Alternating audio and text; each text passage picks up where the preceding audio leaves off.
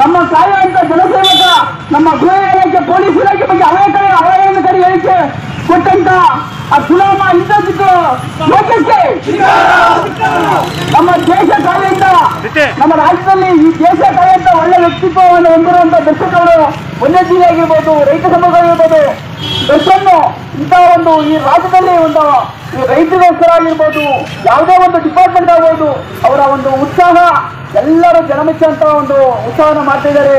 ಅವ್ರ ಬಗ್ಗೆ ಅವಹೇಳನಕಾರಿ ಹೇಳಿದಂತ ಈ ಸಂಖ್ಯೆ ದರ್ಶನ್ ಅವರಿಗೆ, ಮಣ್ಣಿನ ಮರ ದರ್ಶನ್ ಅವರಿಗೆ, ಕರ್ನಾಟಕ ರಾಜ್ಯ ರೈತರ ಮರ ದರ್ಶನ್ ಅವರಿಗೆ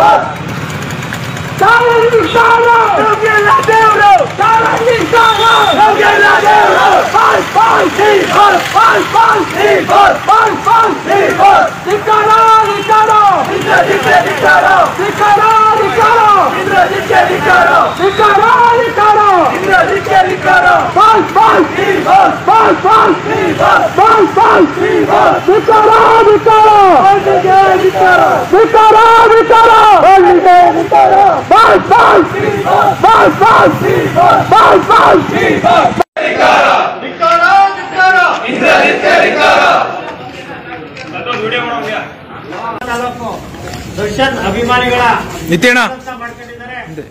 ನಿತಿನ್ ಅಧ್ಯಕ್ಷರು ಮತ್ತು ಎಲ್ಲ ಪದಾಧಿಕಾರಿಗಳು ಇಲ್ಲಿ ಇಂದ್ರಜಿತ್ ಲಂಕೇಶ್ ಅವರ ವಿರುದ್ಧ ಒಂದು ಮನವಿನ ಕೂಡ ಬಂದಿದ್ದಾರೆ. ಏನಕ್ಕೆ ಈಗ ಇಂದ್ರಜಿತ್ ಲಂಕೇಶ್ ಅವರು ಹೇಳ್ತಾರೆ, ಒಬ್ರು ದಲಿತ್ ಸಪ್ಲೈರ್ ಕೊಡೋದು, ಒಬ್ರು ದಲಿತ್ ಸಪ್ಲೈರ್ ಕೊಡೋದು ಅಂತ ಟಿವಿ ಮಾಧ್ಯಮದ ಹೇಳ್ತಾರೆ. ಅದಾದ್ಮೇಲೆ ಹೇಳ್ತಾರೆ ಹೊಡೆಸ್ಕೊಂಡಾರು ಅವ್ರ ಹೆಂಡತಿ ಕೊರಕೆ ತಗೊಂಡ್ಬಂದ್ರು ದರ್ಶನ್ ಅವ್ರು ಹೊಡೆಯಕ್ಕೆ ಅಂತ ಹೇಳ್ತಾರೆ.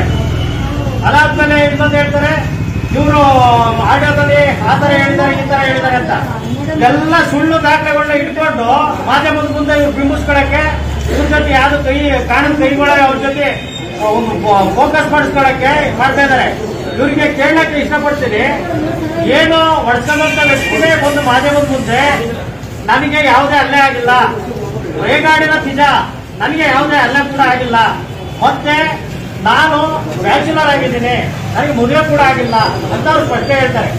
ಮತ್ತೆ ಅವರು ಏನಾಗಿದೆ ಅಂದ್ರೆ ಅವರು ಸ್ವತಃ ಹೇಳ್ತಾರೆ ನಾನೊಬ್ಬ ಬ್ರಾಹ್ಮಣ ಅಂತ. ಇವ್ರಿಗೆ ಯಾವುದೇ ದಾಖಲೆ ಇಲ್ದಲೆ ಇಂದ್ರಜಿತ್ ಲಂಕೇಶ್ ಅವರು ದಲಿತ ಹೊಡೆದ್ರು ಅಂತ ಅದನ್ನ ಟ್ರೆಸ್ಟ್ ಮಾಡಿ ಹೇಳ್ತಾರೆ ಅಂದ್ರೆ ಇವರು ಸಮಾಜದ ಸಂಘರ್ಷಕ್ಕೆ ದೂರ ಕೆಲಸ ಮಾಡ್ತಾ ಇದ್ದಾರೆ. ಮುಂದಿರುವಂತ ಎಲ್ಲ ಸ್ನೇಹಿತರು, ಎಲ್ಲ ಯುವಕರು ದರ್ಶನ್ ಅವರಿಗೆ ಫ್ಯಾನ್ ಅಭಿಮಾನಿ ಆಗಿ ಬಂದಿದ್ದಾರೆ. ಏನಕ್ಕೆ ಅಂತ ಅಂದ್ರೆ ಇಲ್ಲಿ ಯಾವುದೇ ಜಾತಿ ಗೀತಿ ಏನು ನೋಡಿದರೆ ಬಂದಿದ್ದಾರೆ. ಅದು ಇಲ್ಲಿರುವಂತ ಅಭಿಮಾನಿಗಳು ದೊಡ್ಡಗುಣ ಮತ್ತು ದರ್ಶನ್ ಅವರಂತ ದೊಡ್ಡಗುಣ. ಅದಾದ್ಮೇಲೆ ಅವ್ರಿಗೆ ಮದುವೆ ಕೂಡ ಆಗಿಲ್ಲ.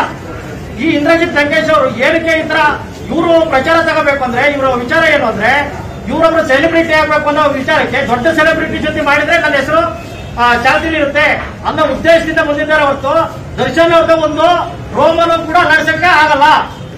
ಈ ವಿಚಾರ ಅಂದ್ರೆ ದರ್ಶನ್ ಅವ್ರು ಮಾಡಿರೋಂತ ದಾನ ಧರ್ಮ ಸರ್ವಿಸ್ ಇರ್ಬೋದು, ಏನೋ ಅವರು ಒಂದೇ ಒಂದು ಉದಾಹರಣೆ ಇತ್ತೀಚೆಗೆ ಲಾಕ್ಡೌನ್ ಅಲ್ಲಿ ಆಗಿದಂತದ್ದು, ಏನೋ ಪ್ರಾಣಿಗಳನ್ನ ದತ್ತು ಪಡಿರಿ, ಮನುಷ್ಯರಿಗೆ ಯಾವ ರೀತಿ ಸಂಕಷ್ಟ ಆಗಿದೆ ಅದೇ ರೀತಿ ಸಂಕಷ್ಟ ಪ್ರಾಣಿಗಳಿಗೂ ಆಗಿದೆ ಅಂತ ಬರೀ ಒಂದೇ ಒಂದು ಸ್ಟೇಟ್ಮೆಂಟ್ ಕೊಟ್ಟಿದ್ದೆ ಅದು ಎಷ್ಟೋ ಕೋಟಿ ರೂಪಾಯಿ ಆದಾಯ ಬಂದಿದೆ.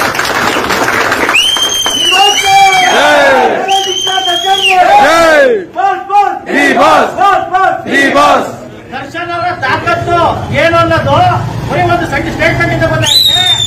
ದರ್ಶನ್ ಅವರು ಯಾವುದೇ ಕಾರಣಕ್ಕೆ ಅವ್ರು ಮಾಡಿರೋಂತ ದಾನ ಧರ್ಮ ಅಲ್ಲಿ ಇನ್ನೊಂದಲ್ಲಿ ಮತ್ತೊಂದಲ್ಲಿ ಯಾರ ಕಡೆನೂ ಹೇಳಿಲ್ಲ. ಅವ್ರು ಹೇಳ್ಬಿಡ್ತಾರೆ, ಯಾರು ಹೇಳ್ಬಿಟ್ರೆ ಬಾಯಿ ಮುಚ್ಬಿಡಿ ಅಂತ. ಅವರ ದೊಡ್ಡ ಗುಣ ಅದು.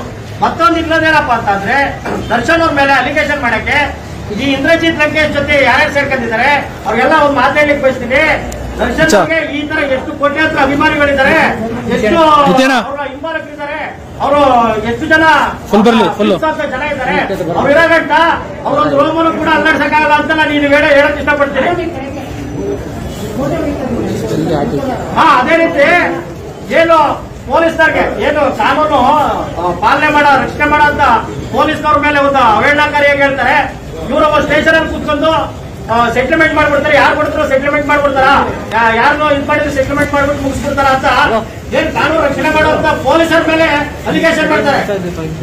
ಇವ್ರಿಗೆ ಎಷ್ಟು ಇರ್ಬೋದು.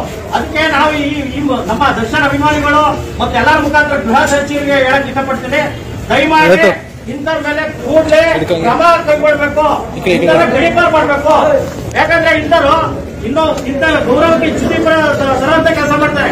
ಇಂಥವ್ರ ಕೂಡಲೇ ಗಡೀಪಾರು ಮಾಡ್ಬೇಕು. ಮುಂದೆ ಯಾವತ್ತೂ ಈ ರೀತಿ ಆಯ್ದ ವ್ಯಕ್ತಿಗಳು ಬಂದಿದ್ದಾರೆ ಅಷ್ಟೇ. ಮುಂದಿನ ದಿನಗಳಲ್ಲಿ ಅವ್ರ ಮೇಲೆ ಕ್ರಮ ಕೈಗೊಳ್ತಿದ್ರೆ ಕರ್ನಾಟಕದಾದ್ಯಂತ ದೇಶದಾದ್ಯಂತ ಏನು ದರ್ಶನ ಅಭಿಮಾನಿಗಳಿದ್ದಾರೆ ಎಲ್ಲ ಉಗ್ರ ಹೋರಾಟ ಮಾಡಬೇಕಾಗುತ್ತೆ.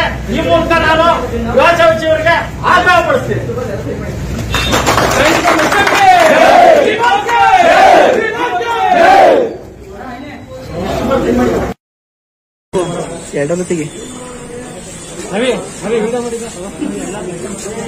बोला पेड़ कोला कौन